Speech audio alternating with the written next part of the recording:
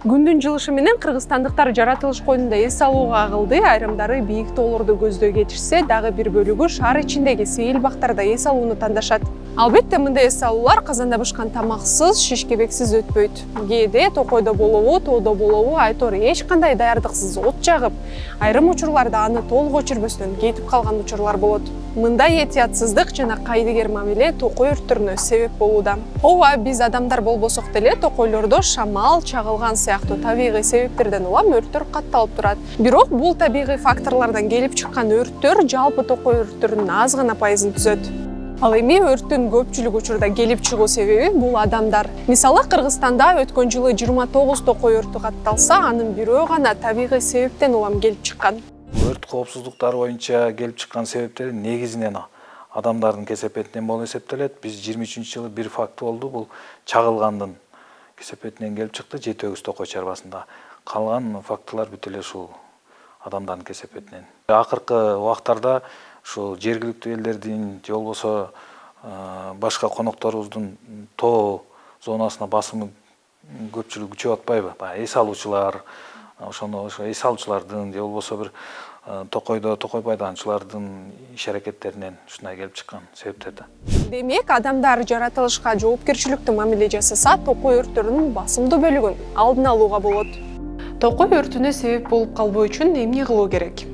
Даярдыксыз жана уруксатсыз жерге от жагууга болбойт. Айрыкча чөптөр курай баштаган учурда от жагуу өтө кооптуу экенин эсте жүрүңүз. Анткени кургак чөптө от тездик менен жайылып, алоолонуп кетет. Балдарга күйүүчү материалдар менен ойноого уруксат берүүдө абайлаңыз. Алар ойноп жүрүп, байкабастан колунан түшүрүп алышы толук ыктымал. Шамал оттун жайылышында өтө чоң роль ойнойт. Эгер сиз токойдо, тоодо от жагып жатсаңыз, аны дайыма бирөө көзөмөлдөп турушу керек. Күтүүсүз шамал болсо, учкундары чачырап, жерди оттун тутануусуна алып келиши мүмкүн. Токой өрттөрүнүн дагы бир себеби – тамеки. Сиз калтырган тамекинин дүмүрчөгү жакын жердеги чөптү тутандырууга жөндөмдүү жылуулук булагы болуп калышы мүмкүн. Ошондуктан тамекинин калдыктарын толугу менен өчүрүп, өзүңүз менен кошо алыңыз. Аны жерге таштоого болбойт. Ар дайым от жагууга байланыштуу жергиликтүү эрежелерди сактаңыз. Ар бир жаратылыш паркынын от жагууга тыюу салуулары же чектөөлөрү же уруксаты бар. Токойлорду сактоо жана токой өрттөрүнүн алдын алуу биздин милдетибиз экендигин эсиңизден чыгарбаңыз. Себеби токойлордун жаратылышта жана адамзаттын турмушунда орду чоң. Токой негизи аябай көп экосистемалык кызмат көрсөтөт.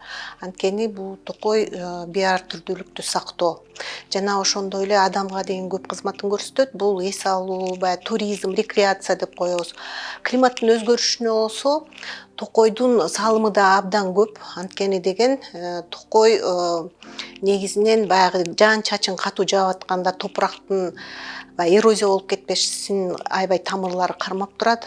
Бир мисалды айта кетейин. 1 гектар токой, мисалы, күнүнө 1 гектар токой, ошондо күнүнө 220 чейин жана көмүр кычкылтегин өзүнө сиңирип алып, 180ден 220 килограммга чейин кислород чыгарып берет да. Ошондо мындай айта кетсек, бир дарак, бир чоң эле бир орточо даракты алсак, 24 сааттын ичинде 3 кишиге таза кислород чыгарып берет. Ошондуктан биз токойду сактап калышыбыз керек. Мындай кыргызча айтканда бул токой адамдын өпкөсү. Кыргызстан 1999-жылы Бириккен Улуттар Уюмунун чөлгө айланууга каршы күрөшүү конвенциясына кошулган.